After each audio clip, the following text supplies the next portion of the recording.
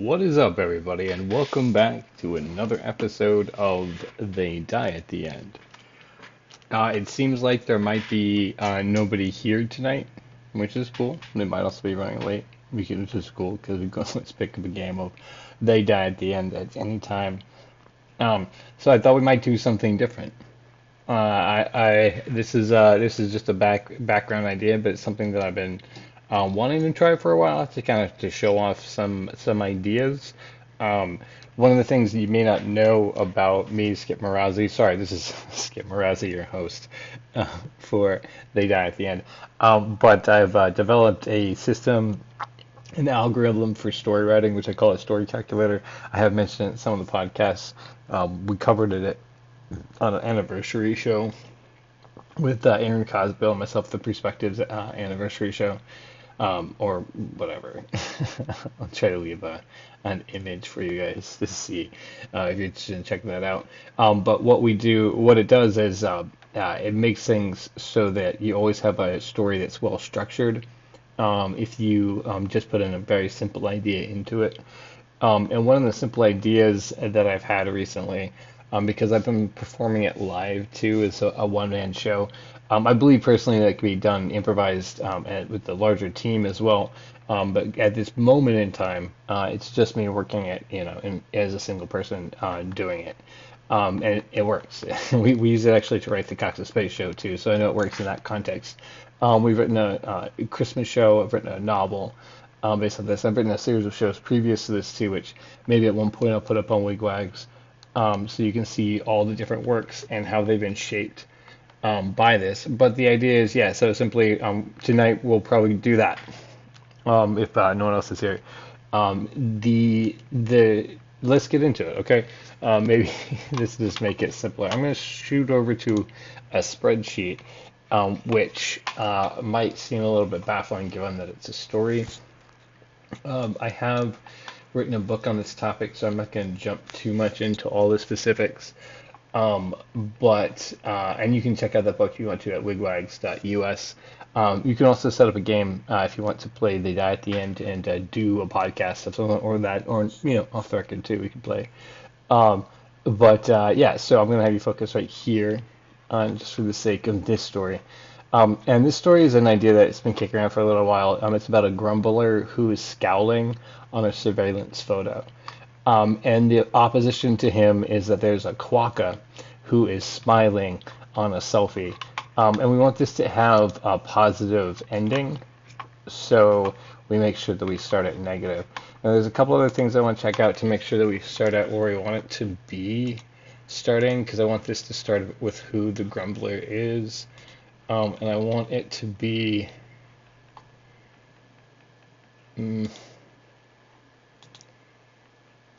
yeah, I think I want it to start. I want it to be an inverted one, so it's very dramatic. Um,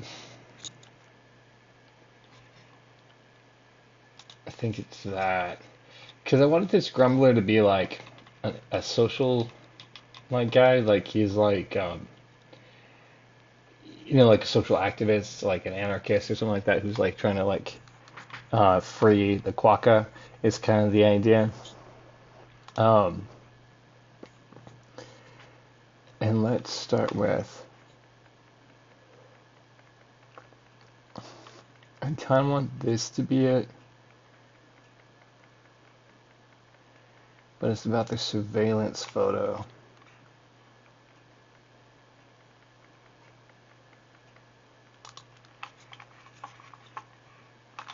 So maybe something like that. Anyway, that will set us up for this. Now, this is set up to be like an episode length, about 23 minutes or so, which is good. It's kind of a fun pace. It lets you move fairly quickly. The longest you have is most of a page for some of these moments. So it moves each of the moments. They don't feel like they take too long. The average size moment is about half a page. Um, so those are the ones that like it moves fairly quickly. Like it's easy to swing through those. This form is called a George. It's the one I specifically talk about.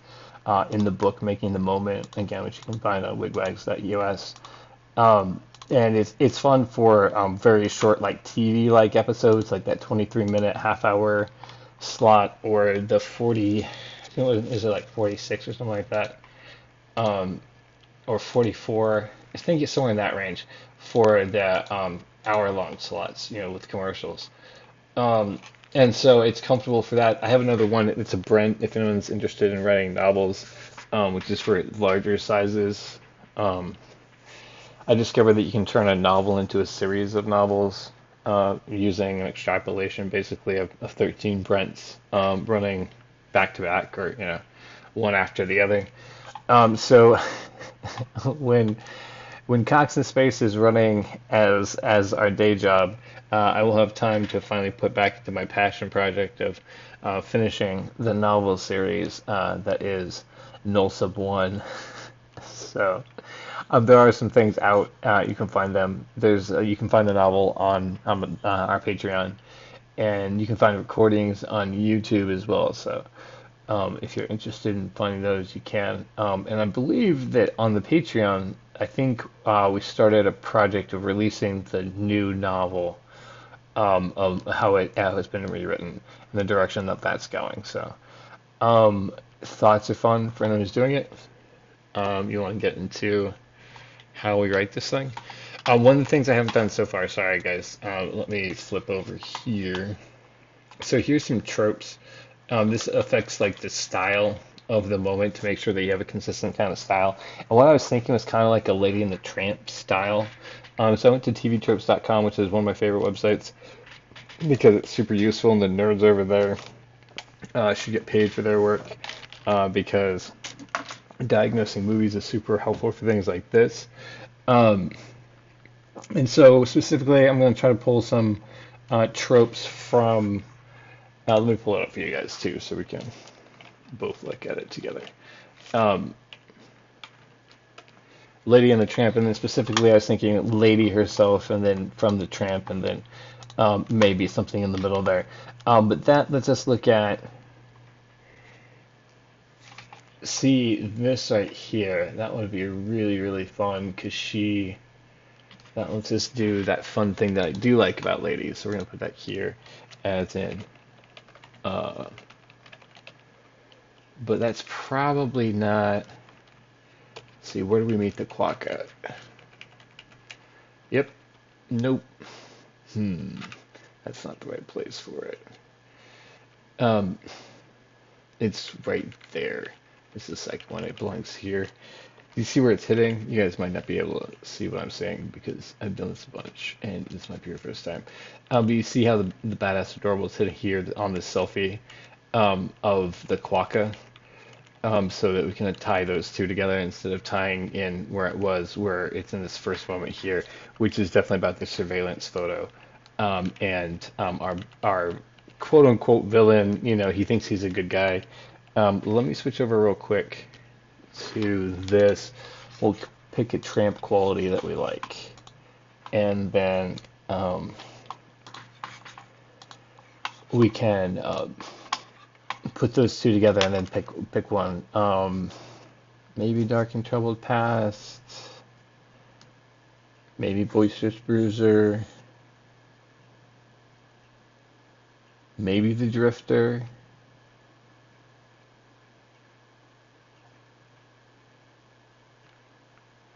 Maybe homeless hero, lovable rogue. There it is, right there. Yeah, he's a lovable rogue. That's what we're gonna find out about this guy. So you guys will see this is gonna affect the style of the character as he's born, because he's in this particular type of plot, which is a Disney-esque plot. Um, let's take a look to here at the Lady and the Tramp, and then specifically. I was thinking about Jim Deere the human. No, that's not the one I meant. Let's do this one. Oh, I see, that's why I didn't go back. Curtains. Nice guy.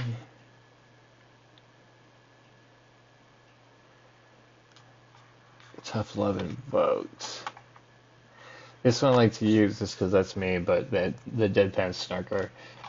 But I don't. I just. That's not exactly what I'm looking for. Not darling either. Maybe this will tell us something about the world.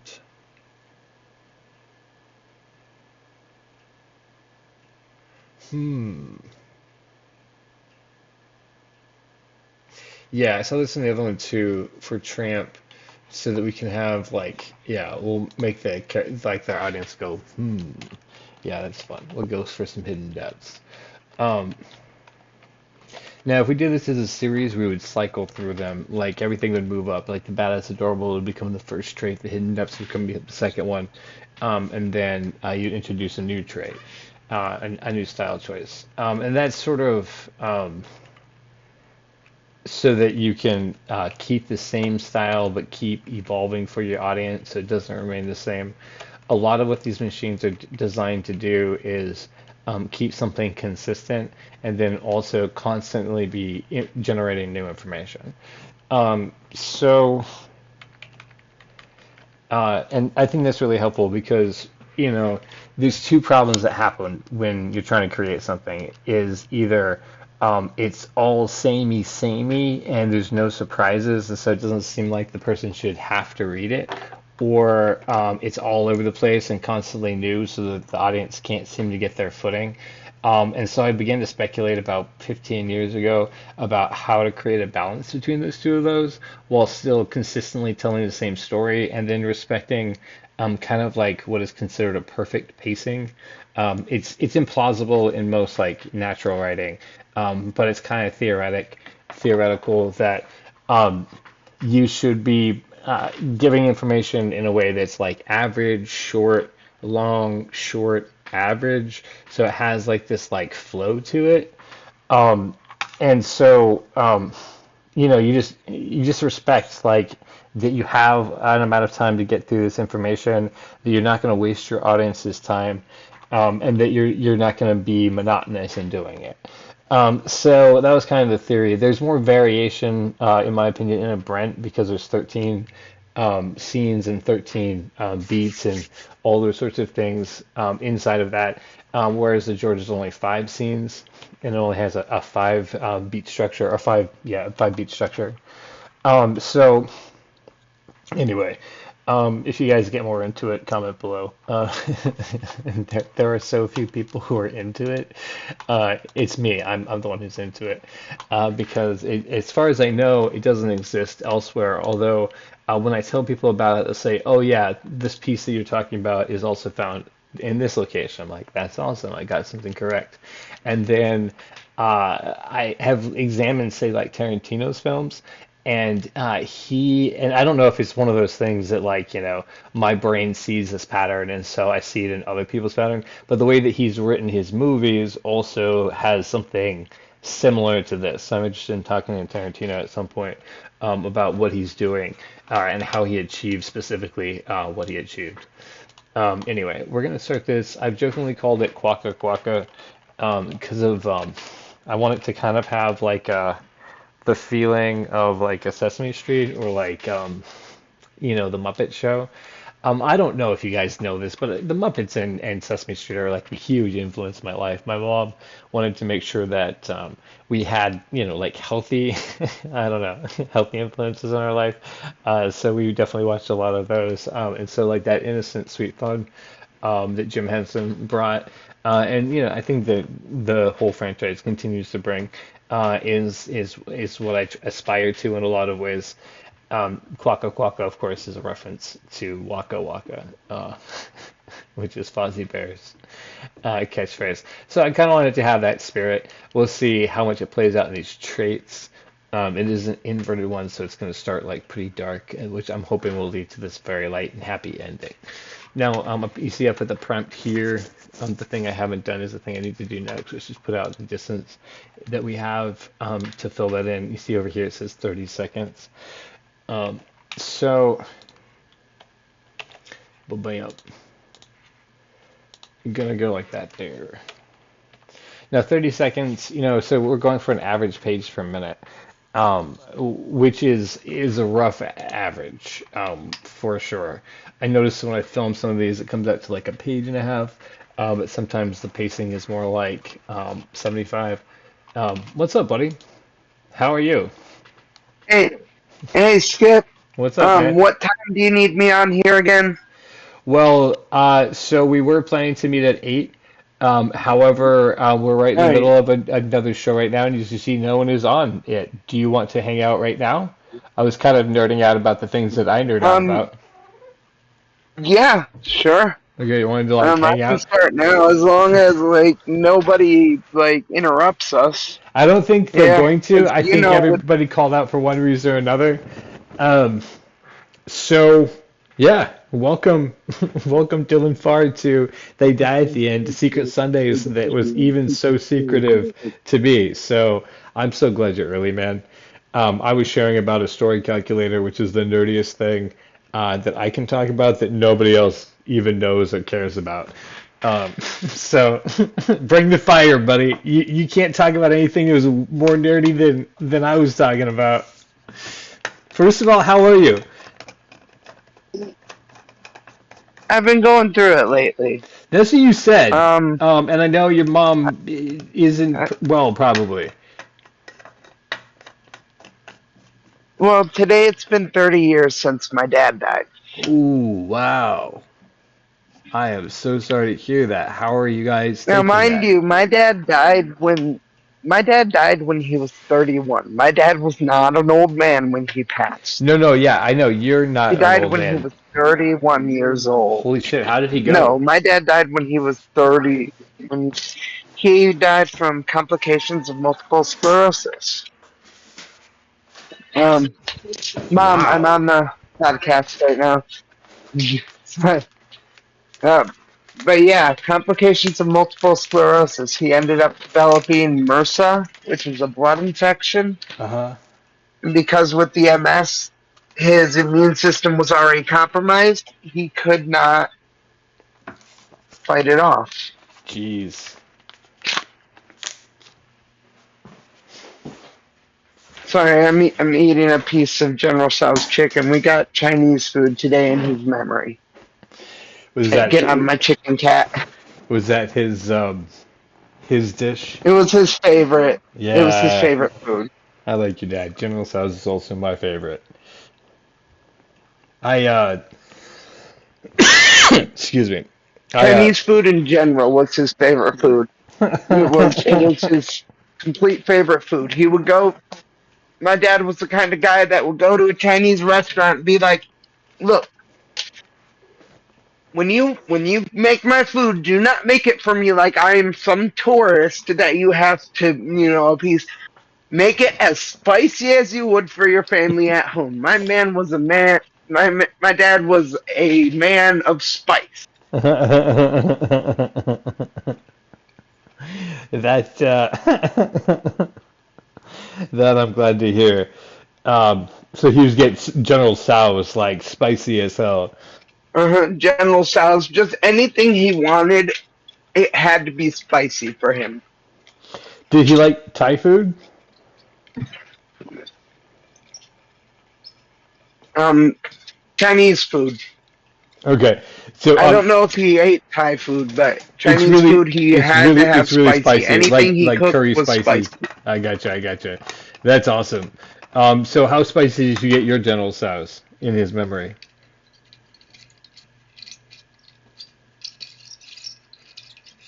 Nowhere near my dad's spiciness. I am not a heavily spicy guy. I gotcha. I'm a bit of a bitch when it comes to spices, but I gotcha. So in his memory. Um, so you must have been hmm young when I he, love my dad. yeah, I when love he I passed love the because you're not stories. 30. I was 5 years old when he Yeah, passed, I'm but sorry. I was I gonna say you're heard not all the 40. story. I'm 35. Yeah. I'm sorry. I misspoke. Yeah, I'm 35. I've outlived him by close to 4 years now. Right. Uh, Well, He was almost 32. He died. Okay, my dad died September 28th, 1995. Wow. Okay, and his birthday was October 24th. Mm. He was almost 32. Right, right. So my math is a little off. I outlived him by a little over 3 years. Uh, yeah, so But how do you feel about it's that? I kind mean, of like, strange right. when you're a little kid. When you're a little kid, 31 seems like, oh, that's an old man, right? Like, oh, you're old. It's Right. like, no, No. no. When you're 31, you are nowhere near old. Right, yeah, and that's the thing You is start that to feel your body going because when you turn 25, your body stops regenerating new cells or whatever it is. right. I don't remember exactly. It's like you hit 25 or something, and like your body starts to actually die. That is Right. the moment you start to die, quote Right. unquote. The yeah, exactly. The If I process of remember growth, correctly, yeah, the that's what process I was of growth told. is stopped. Yeah. And but as we know, like the process of aging for us, as we've Yeah, learned more and we've gotten better medicine and better like nutrition, people can live well into their 90s at this point in time.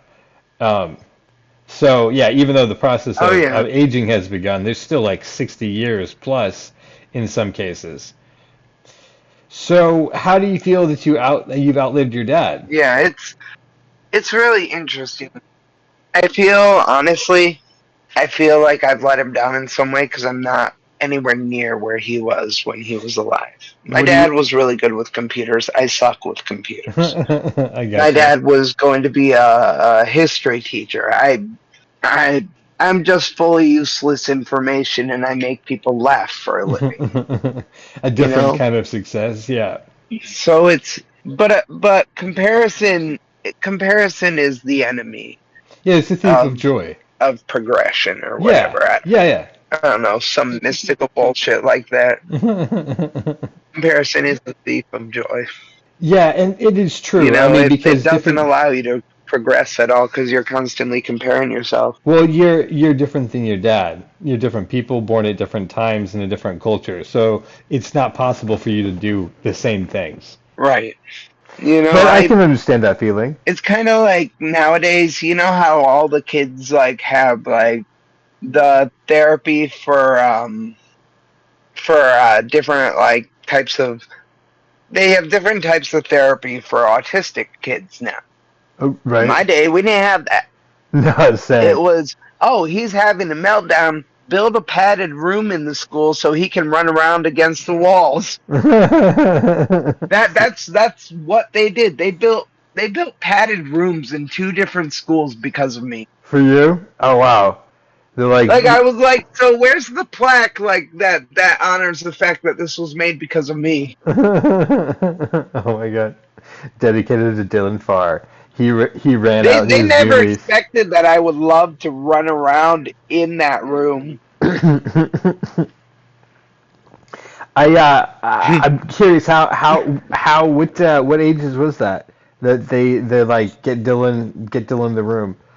I'd have to say 11 and then 12, 13-ish, right in there, because the one school was middle school and the one school was elementary school. I gotcha. Because they're like you were just hyperactive in class. I would flip out and break things.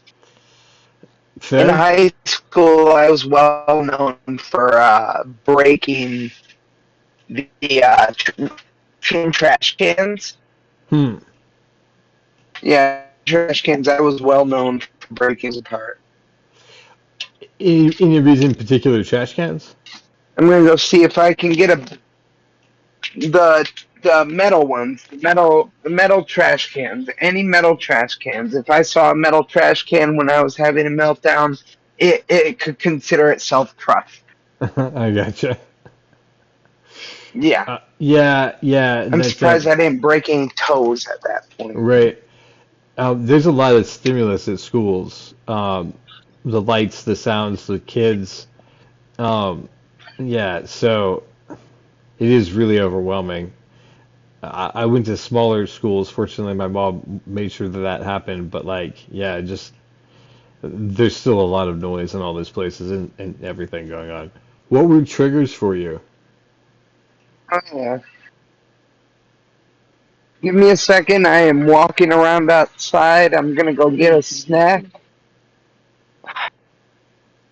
It was just about anything. They didn't know like what were my triggers. Hell, I didn't even know most of my triggers half the time. Frustration was the biggest thing for me, though. Like if I didn't understand something, I'd get angry. That's like the instant go-to for most autistic people is anger. Right? Because it's so overwhelming, and Yeah. you have to do something I'm about it. walking up to the store to get a snack. I got you. How far is the store from where you're at? Sounds like you might be there now.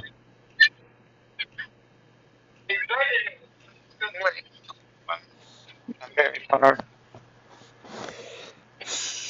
Almost. I'm passing some of the neighbors' houses. I got you. I got you. I actually enjoy talking on here. Yeah, You know, that's it's what. really funny. I never thought I'd be good on the radio. And Right? apparently, I'm really good when I'm talking to other people. Yeah, I was excited that you were coming on so that we'd have the chance to talk. That's why when you chimed in, I was like, hell yeah, let's make this happen. Um, have you been doing any shows recently? I've done a few. I got some fun shows coming up. What are they? Like at sorry, some of the neighborhood kids were being rowdy, and I'm like, they're putting hands on each other. Uh-oh. So I'm just like, see, I'm kind of that guy in the trailer park that people are like, yeah, let us know if our kids are doing anything stupid. And so I'm like, okay, You just gotta keep an eye out. actually kind of funny. Right. Who knew that you would be the responsible one? One of these. So, what shows do you have coming up? I don't consider myself responsible. Right, but they expect you to look out to make sure that the kids are all, you know, I got one coming up on the 4th. October 4th. Nice. Uh, No, no, I just, if I'm ever walking around the park and I see something, they're just like, let us know. right, yeah, exactly. That's what I'm saying. Like that you are the responsible one. I say call or tell him bring it because I mean he's inconsistent. Don't give me enough dollars. It's That's two. in the wild with Dylan Farr. What does it say? Oh, I messed up. Yeah. Thank you. Sorry.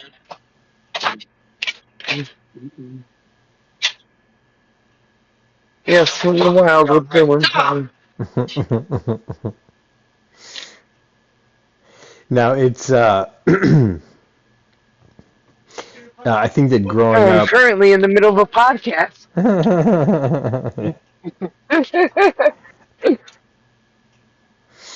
Now we're headed back. We're headed over to the. We're headed over to the neighbor's house now, so I can use her Wi-Fi. I don't have Wi-Fi at my house right now. I gotcha. So the snack and the Wi-Fi all set up makes the call a little bit more solid. Sounds like. Yeah, Um, I didn't know Little Debbie frosted mini donuts were $2. it's crazy how expensive everything's gotten, man. Like I just, like I Yeah, like have a handful of things. Like I think I picked up I cereal did not know and some Little milk, and Debbie I mini was like frosted donuts 30 were bucks. $1.99. Yeah. Wow. Yeah, I stopped at a gas station to get some gas station snacks at one point, and the total for one snack was like $4 with like those little peach rings in a little Well, bag.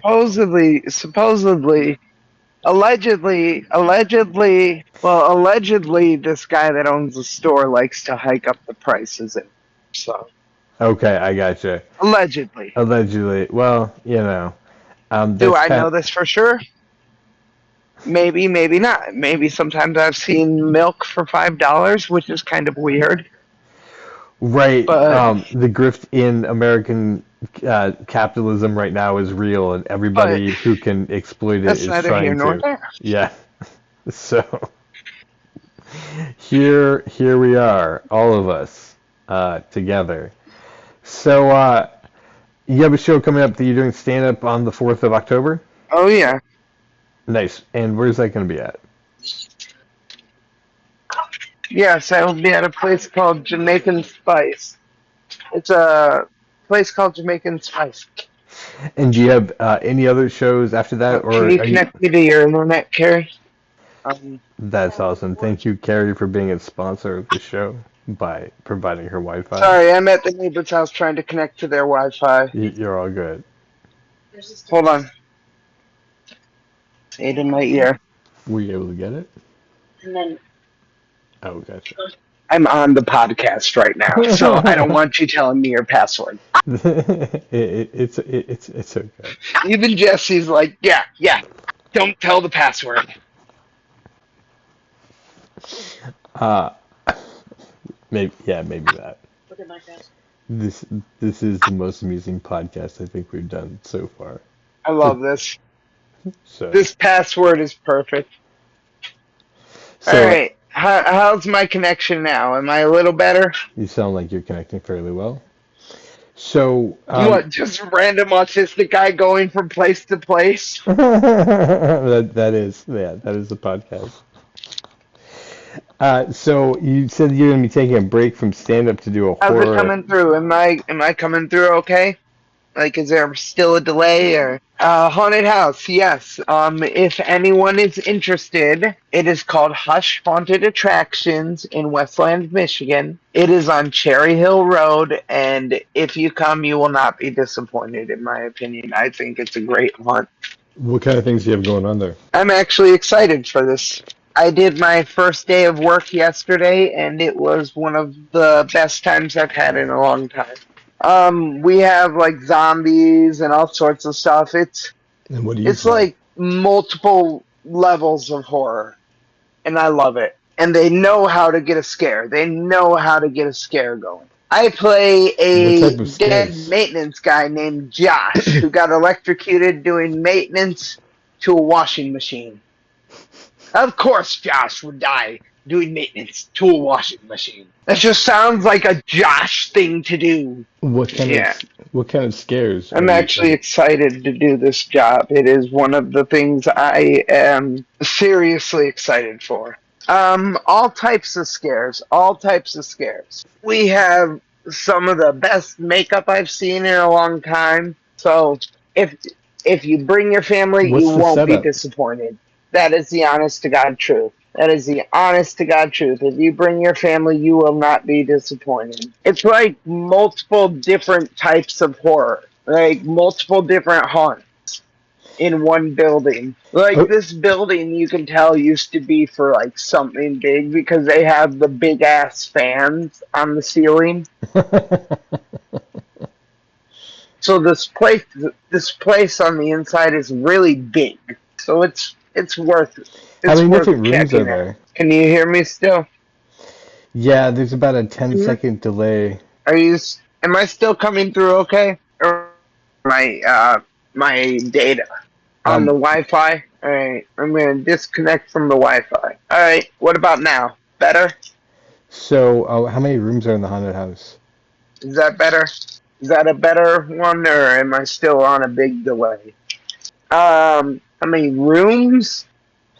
Oh my God, Dylan, it went from 10 seconds on the Wi-Fi to 22 seconds on your It's big data. enough to have like 3 or 4 different types of haunts in there. So And what are the different styles of do with haunts of the that haunted info house? what you will. All right, is that better? Or the 10-second delay is better than the 22 seconds. I will say that. Oh, it's a 22-second delay now versus the 10 seconds that it was on the Wi-Fi. Okay, what about now? Like right now, I just connected to the Wi-Fi again. So, why are you excited about the Halloween, the horror, what you're gonna do there? What specifically is exciting about it? I get paid to be scary, or what I think of as scary, whereas I'm just being silly. I kind of look at it as being like Bill Moseley, like one of my favorite actors of all time, Bill Moseley. He was in Texas Chainsaw Massacre 2. He played Platehead, the guy with the plate in his head and would always be scratching it with a hanger. Yeah, that was Bill Moseley. If anyone who listens to this knows who Bill Moseley is, they know that man has dedicated everything to every role he has been in. And that is what I tend to do with my comedy, with my acting for this job. I put my entire soul and effort into it. That's awesome. Yeah, that sounds like that is a lot of fun to do. You do that with your all your bits though, your stand up and everything too, right? Yeah, it's like any job. If you love what you do, you put your heart and soul into it. That's why Robin Williams did what he did. He loved making people laugh. And I love making people laugh. That's my heart. That's my soul. Is to make other people laugh and make them feel less miserable, because I spend a lot of time in my head in a pool of misery, Right. and I don't want anyone else to join me in that pool. That is why I do what I do. So your motivation is to keep people out of their depression and into and anything you can do to keep them out of that, so they don't have to feel the things that you've been feeling. I don't want them to feel what I feel. I don't think that anyone should feel the way I feel. Right, This same. feeling is horrible. This I feeling feel like there's is a lot of people in comedy who do the it's same thing. hell most of the time. And if I can alleviate that for some people, then I've done something good. And that's good enough for me. I've been working really hard at this. I actually got told I got told by several different actors that have worked at this haunt for years. They're like, I haven't seen that role done that well before. Holy And shit, Bill it was a Moseley's done a big lot of compliment. movies. When you're new to a haunt, or you're it's like stepping into a new family that you've never known before, and a lot of them can be welcoming, some of them can be very standoffish, Have you seen all these? but you learn that everyone wants you like around for at least the ability to do the haunt at that point, and you are part of the family, even if you might not be. I get a much better signal out here. I get a much better Wi-Fi signal out here. That's awesome. How do you feel about it now? Yeah, I'm still on the podcast and on the Wi-Fi. That's why I'm like, but yeah. I think one of my favorite Bill Moseley roles was when he appeared in Repo the Genetic Opera. I will say that. Uh, Tell me more. Working at this place, I've found that there are a lot of people that are really cool. Like the guy that works with me in my area, we work as two dead maintenance guys, and he'll be like, "Where?" And like sometimes I'll just be like, "They're in the wash," because I'm in the washing machine part, and I'll be like, "They went through the wash," things like that. We'll just go back and forth. But my lines are like, I need blood to wash my clothes. I need blood. More blood. Did you bring me blood? And I'll like be banging on the door of my set. I'll be like, I need blood for my clothes. And then they'll walk around, and I'll scare them another way. I won't reveal how, but it's fun. It is one of my favorite things. To be able to do this and make people smile, it's fun. I had I had one kid, he stopped. He was like, "Can I get a fist bump?" And me, I had to be like, you know what? This kid has dedication. So I gave him a fist bump, and he just went nuts. He's like, yeah, yeah, yeah. You have to do anything you can to make their Like, experience memorable, giving for me a sure. fist bump. But I loved it. I've always been kind of isolated because I've always been scared of how people are going to be with me. And like working with all these people, it's really cool. You come across people that are really serious and some are like really friendly.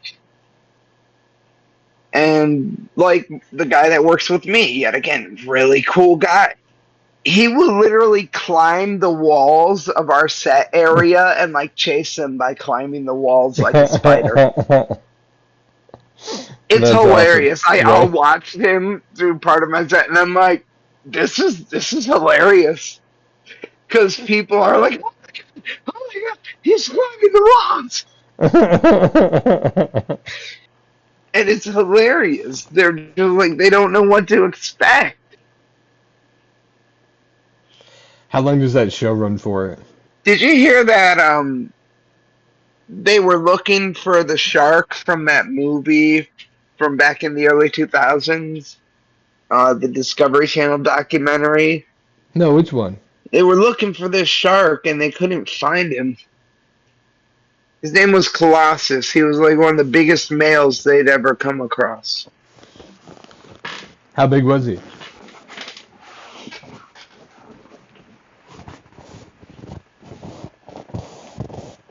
And I don't know if they ever found him. I just found out that he went missing. I'm like,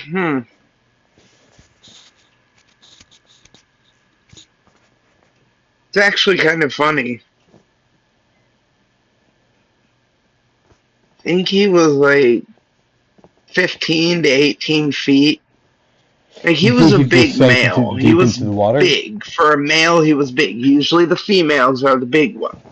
Why? Because they have to carry the pups and they have to protect the babies, even though most of the time the life of a great white baby is you are alive with your siblings in that stomach and you better not get eaten by the others. Oh my god. And then when you're born, mama becomes hungry.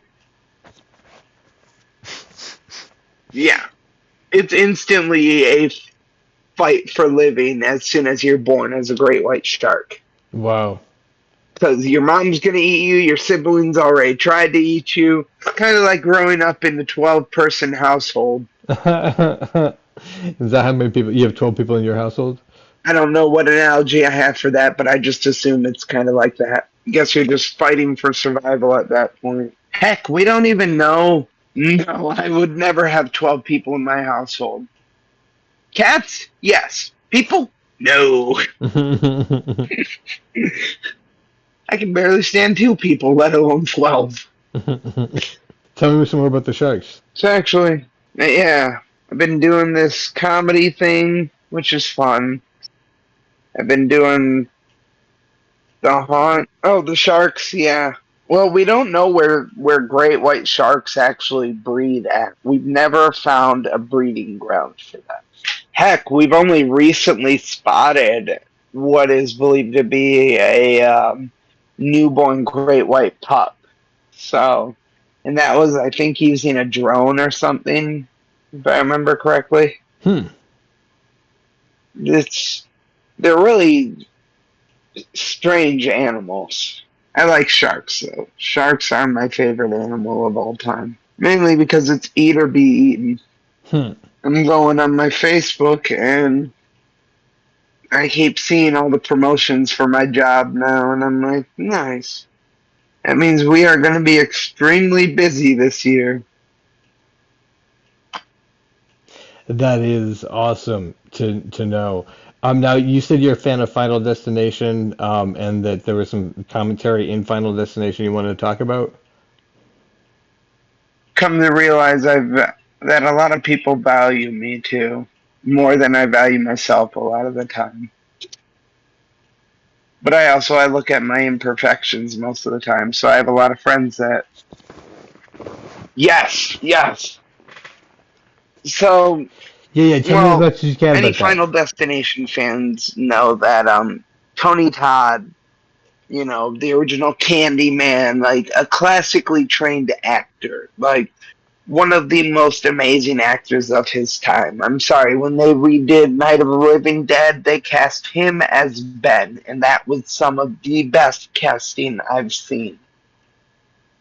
On top of that,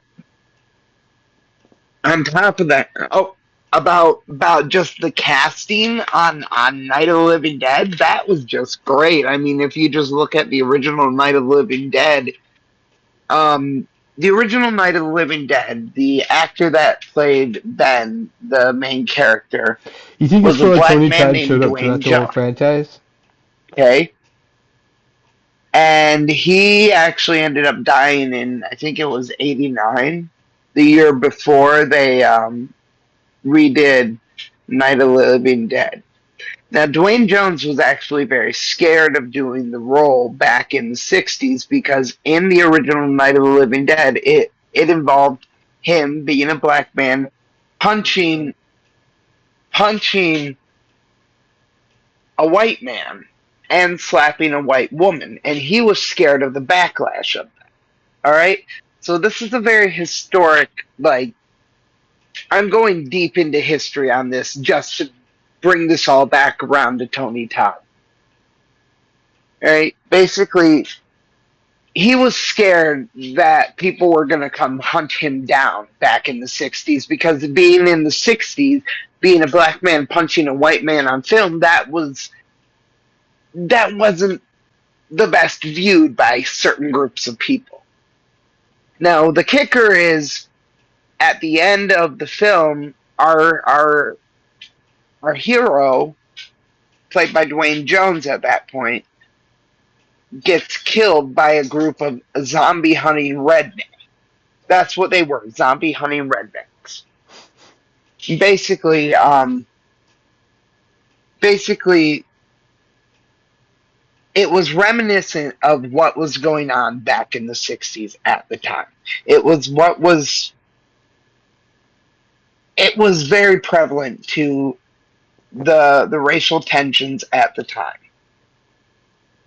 All right. After that, after George Romero was the director, was done filming, he took it to edit it and he was taking it to production. He has this film in the back of his car. He starts his car. First thing comes over the radio is Martin Luther King has just been assassinated. Okay? That leads him to wonder, should I actually put this movie out? And he did. Now, fast forward back to 1990 when they redid Night of the Living Dead. George Romero went to Tom Savini, one of the best special effects guys, and was like, I want you to remake my movie. And they ended up casting Tony Todd. And Tony Todd did an amazing Oh, okay. I see job where that's going with all that. paying Yeah, that's tribute to nice. Dwayne Good job. Jones' performance. It was one of the most beautiful adaptations I'd seen, and it improved on every character in the film. Like our main female protagonist, she didn't end up being a useless character like she was in the original. She ended up being a badass and taking charge. These were all things that were, and so Tony Todd was a very established act. Like, he was beginning at that point, but he had become established in his own way because he knew serious acting. He knew how to be a serious actor, and he put every bit of his soul into each performance. One of my dreams was to meet Tony Todd before he died, but I did not get to fulfill that dream. But we're going back to now where Tony Todd, in Final Destination, he was originally the coroner. He was the coroner. He was the physical embodiment of death in these movies. He was the physical embodiment of actual death Man, you in go these deep with movies. these films That is too. what he represented. But in this final film, he was actually dying when he was filming his role.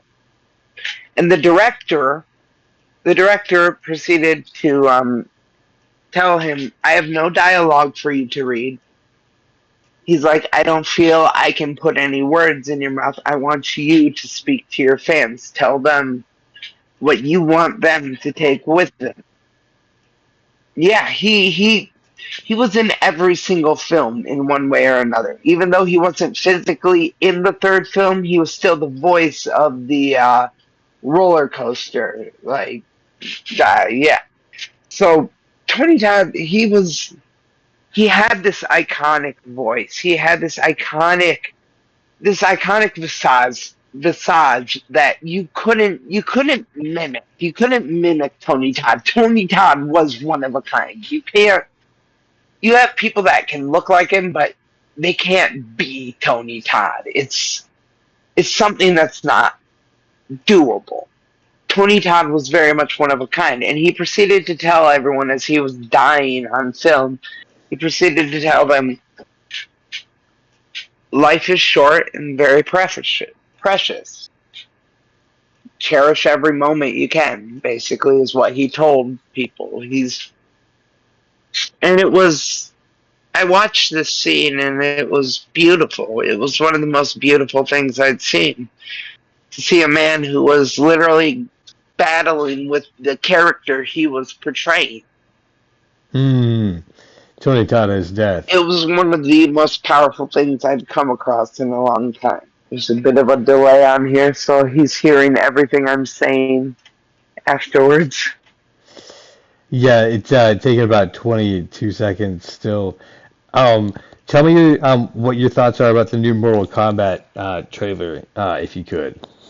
I'm actually interested in the new Mortal Kombat movie. I'm sorry, I grew up with the original Mortal Kombat movie, and it wasn't the best, but it wasn't the worst. But then we got Mortal Kombat Annihilation, and that was a travesty. So I'm kind of jealous of these kids nowadays with their Mortal Kombat movies. Dylan, give me if you want to go for it and just give me a monologue about all the stuff that you want to talk about off the top of your head, and then we won't have to worry about the delay at all. Honestly, I want to give a message to everyone. I want to tell them, when you're struggling with mental health, your true friends will be there. So don't give up on life. I'll be honest, I recently tried to take my own. Not the best mindset that I've been in. But when you need them, your true friends will be there by your side. No matter what stupid shit you do, they will put up with your crap. Because they, for some reason, see the value that you have. I've been battling mental health. Battling mental health is much like fighting Godzilla using a Twinkie. Okay? At best, you're just going to piss them off, and at worst, you've wasted a perfectly good Twinkie. But at the end of the day, you still got to fight Godzilla. But if you don't give up, if you actually stick to what you're trying to do, if you fight those demons, you're going to win that battle. Because someday you're going to end up finding King Kong, and he's just going to be like, okay, we got this. I don't know. Life has been kind of rough lately. But that's why we have to keep going, The rough times are what make us. Is it easy? Oh no, it's not easy. Talking half the shit I do is not easy. I don't feel like I have. It's been difficult. I don't feel I have much to offer the world, but I'm gonna keep trying because maybe I can impact someone's life. I'm a little high right now. That's how I process my emotions. I smoke weed, but you can't always supplement your emotions. That's the honest truth. I've been trying to quit smoking weed. That's a big problem. Because after you smoke so long, you become chemically dependent on it, just like anything else. People will say, you can't get addicted to weed, you can get addicted to anything. You can get addicted to peanut butter. I have seen it happen. People can get addicted to just about anything. Now, if you get addicted to cyanide, there's a problem there because your addiction will kill you. That's a guarantee.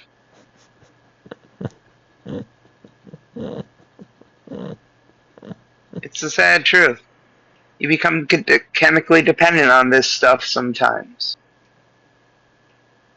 Am I going to say it's easy to quit this stuff? No, it's not. It is not easy to quit this. But I'm going to attempt it. That's the best I can do. I'm going to keep trying to make people laugh along the way. So, alright, Skip, I'm going to get off here because this delay is killing me. Well, Dylan, thank you so much for everything that you've shared. I know this delay has been such a drag. That's why I was giving you the opportunity to speak. I know that suffering with depression is really difficult. I've been going through that as well. And I know a lot of the crew has been, as we've been shifting in the last couple of weeks between like the seasons. So hang in there, buddy. It's always good to hear from you. We will figure out a situation in which we can get together and talk, so there isn't a delay. Because I always enjoy when you come on and we get to hang out, and it's always a drag. That for some reason the internet wants Oh, to keep us apart. So my computer's in the shop.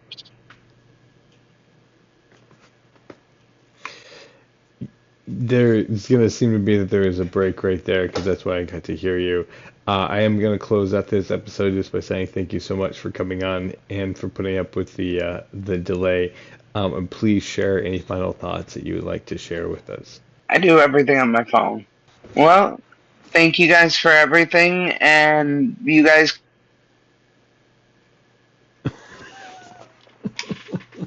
Oh fuck. All right.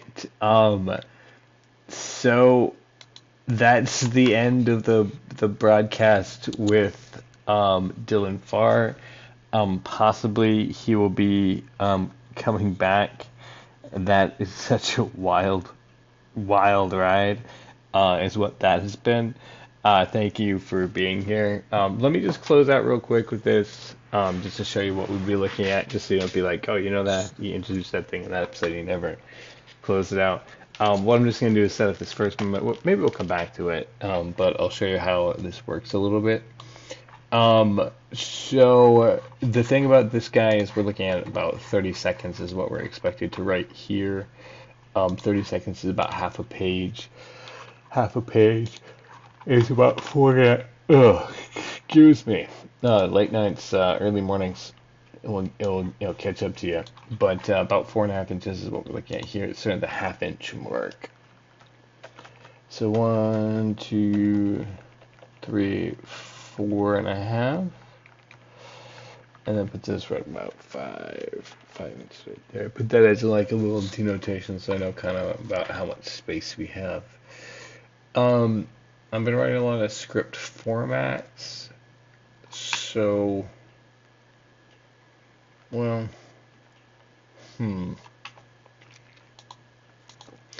So when I get started, I look at this. Like, this is about the grumbler. It's about who he is. We know it's about an average length. It's just 5. It starts out negative. It starts out at what he's doing socially. I don't think that's what I want, actually. I need to change that real quick.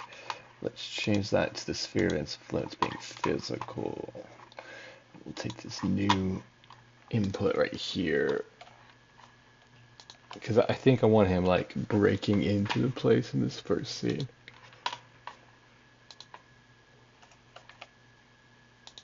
So I'm going to do that instead.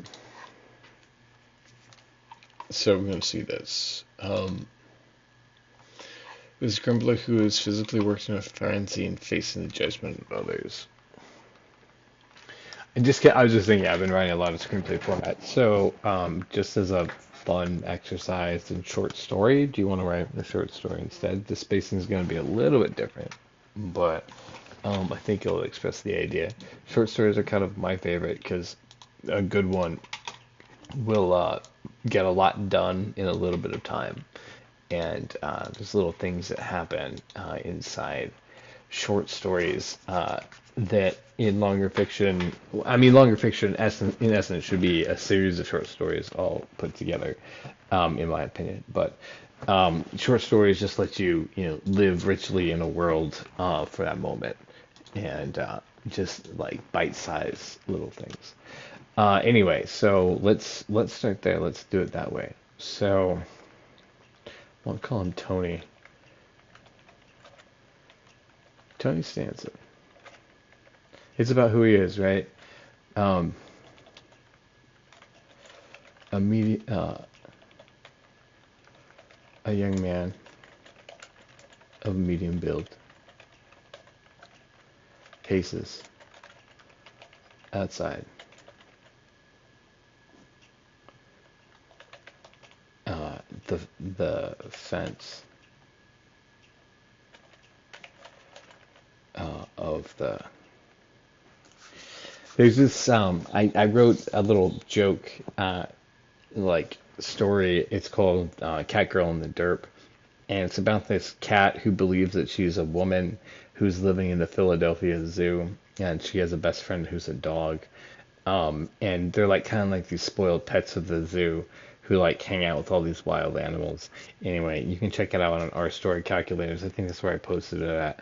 Um, just because I think the idea is so funny, and I made up some merch accidentally at one point. And so I was like, it's a story that eventually I'm going to write, but haven't written yet. But anyway, I wrote a single thing. So anyway, for the sake of that, I'm gonna set this at the Philadelphia Zoo also. Not because I have any sort of fixation with it in particular, but just I think it'd be fun to have the world of the Philadelphia Zoo in the, I don't know, Marazi verse or whatever. So here we go. Outside the fence of the Philadelphia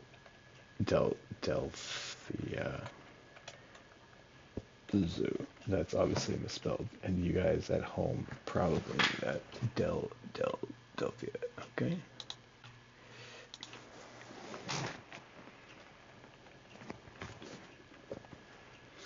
Paces. Let's see. This is paces in the shadows. Yeah. So we got that.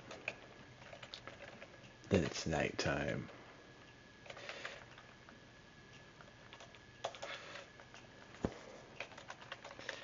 Outside the Philadelphia Zoo.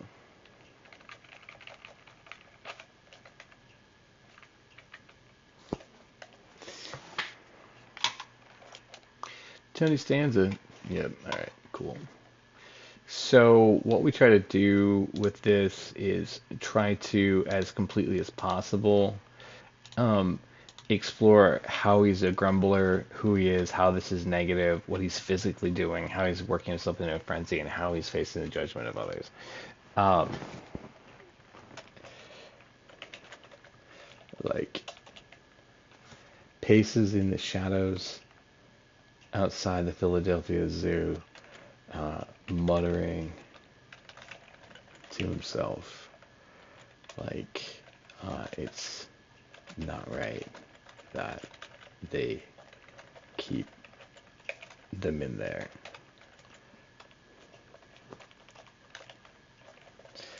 Uh, they belong in the wild.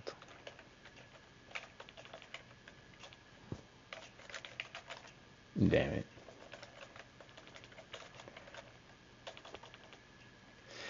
Um, it doesn't have to be great. It just has to satisfy the channels because you can come back later and refine all the language and the actions and all that. Um,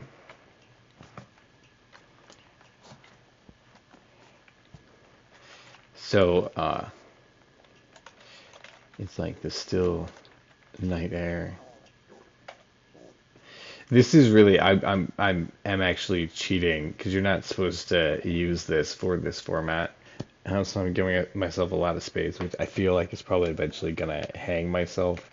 But we'll see. Um,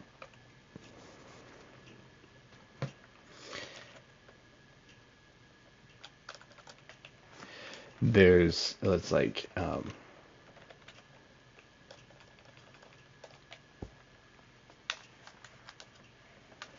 it's like the quiet parking lot doesn't respond.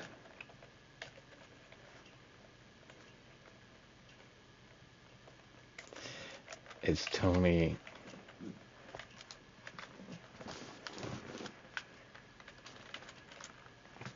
Yep, that's what I was looking for. Scales the fence.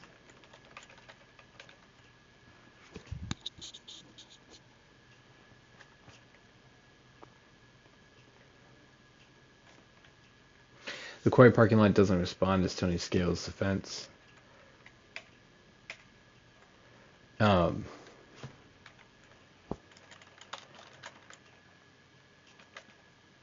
but a camera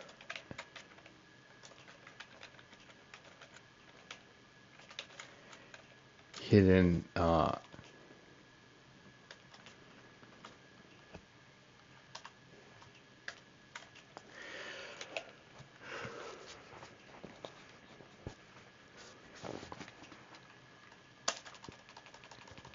with camera on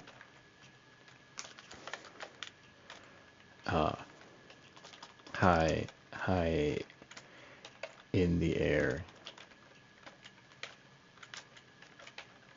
above his head, notices him with its watches him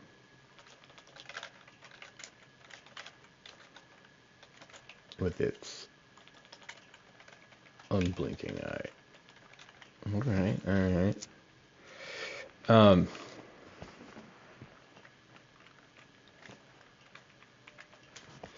so see how he's taking a physical action. He's been worked into a frenzy in that he's going over the fence, and then he's facing the judgment of others who have the eye watch him.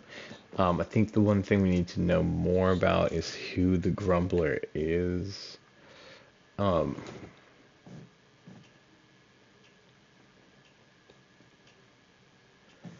maybe who isn't the right. Maybe it's wants. We only have the option to do this in the very beginning, so like I have to set up the engine correctly the first time, um, because from this point forward it has a pace to it, and so you can't um, you can't decide to change it after this. You have to go back to the beginning to change it. And now see, instead of looking at who he is, we're looking at what he wants, which I think is more apt to what's happening here. It is interesting to start with wants, but I guess if you're trying to set the stakes early, it makes a lot of sense. So um, notice that it's the same thing. We just change it to wants instead. I don't belong in the wild. Damn it! I want to make sure that they live free. They live.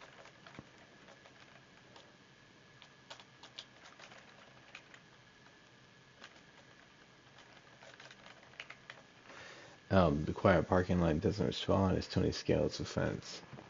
I'll make sure they live lives.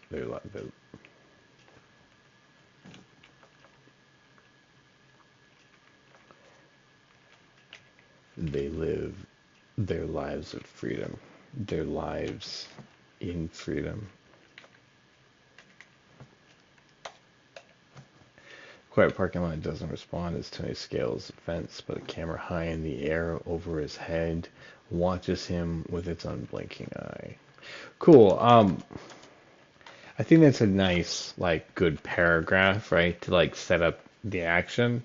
It's not a complete moment yet, but I think that it does the one thing. The reason I think this is a complete paragraph is because we got him from where he was up onto the fence, and then now we've got the judgment. Um, so this is cool. I there it needs more. We have a few more minutes, so let me see if we can. It's gonna end negative.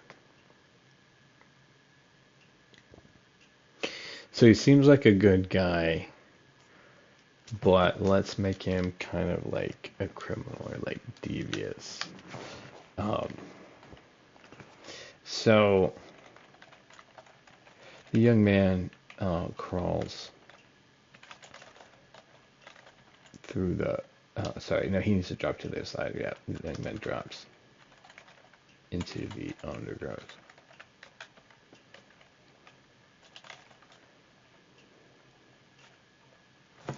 Into the zoos. Yeah, into the zoos. Undergrowth. Uh, and security. So they know he's there. Security guards move towards his location. with their flashlights out.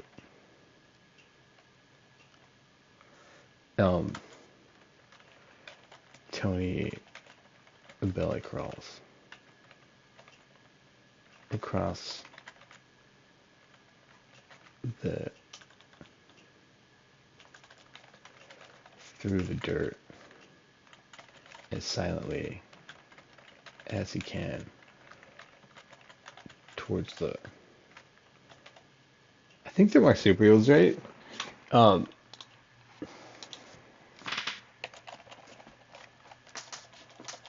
like what exhibit is a quokka in? Wombats. Okay, yeah. Um, I wonder if there is a quokka at the Philadelphia Zoo.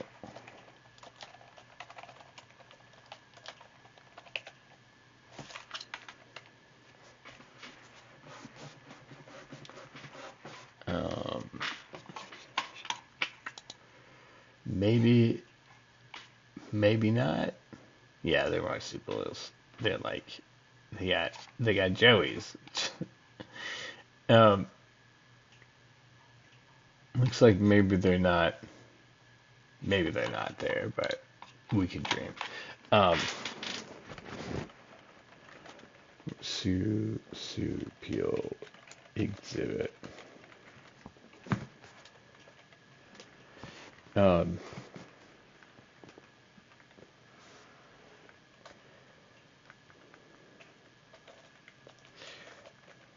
so working into a frenzy. He's a grumbler. I think that's the thing that we're not.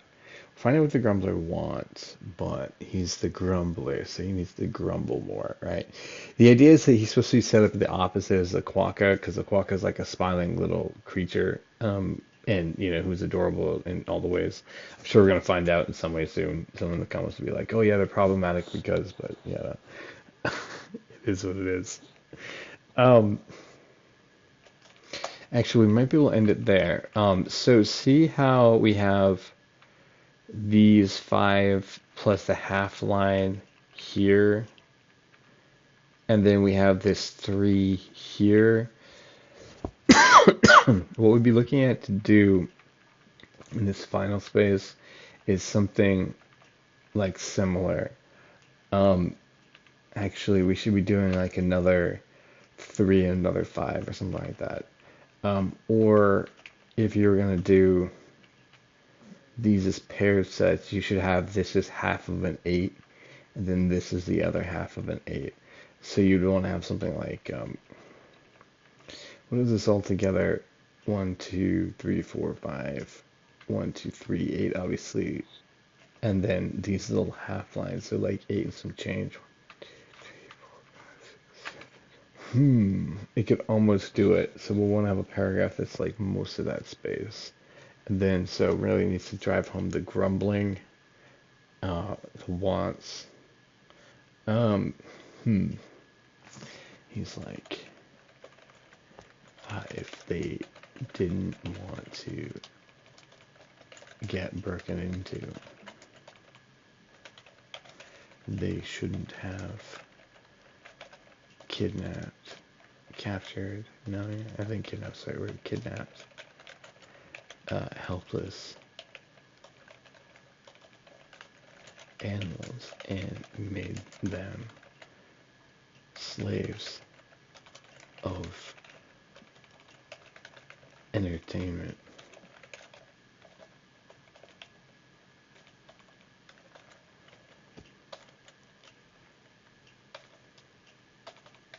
No, I think it's just a short dash, and it's like, do this one here, yeah, bump that out just a little bit like that. His words are cut short, as a guard swings his flashlight directly onto Tony's spot. The young man freezes, barely uh, holding his breath.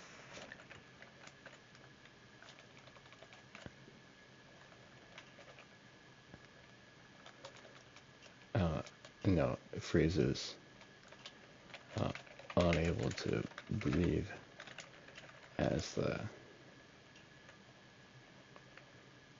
guard walks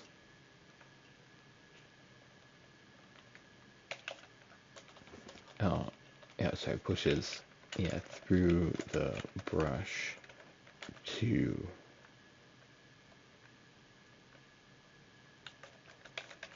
where Tony is.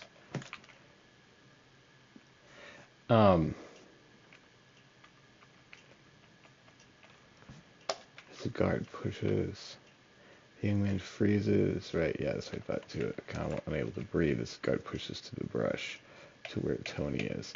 That is the 5, and that is time for us. I hope that kind of sets up like how you can write a story. I think that we're in good way to do it. What we're going to want to do is mirror the same structure, doing a 4 first, followed by a 3, and then followed by this 5 to kind of like pair them together as we follow this next one. The next one is short, so we're probably only going to be able to get something like this 4 or something like that. But yeah, that's how you can create with a story calculator. We did have fun having Dylan on today, so thank you, Dylan, for coming in the middle of that. Hopefully soon we can figure out how we're going to get him on without the delay. Thank you guys for listening to us. If you want to find out more, of course, you can go to coxinspace.com. That's coxinspace.com. There you can connect with our Discord, where you can come hang out with us on the show, after the show, around the show, find out all the projects we've been working on. You can connect with our Facebook and come on to one of our shows, either play They Die at the End, come on as a writer, come on to talk about politics or music with Jack or Chandler.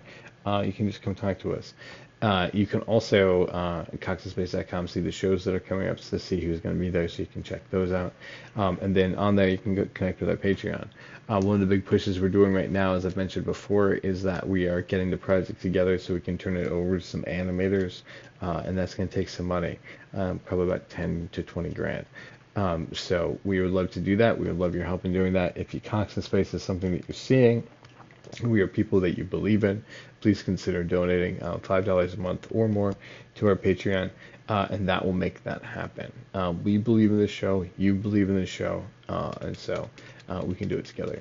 So thank you again so much. We will see you in the future. More great episodes coming up throughout all of October as you're listening. So stay tuned. We'll see you soon. Bye.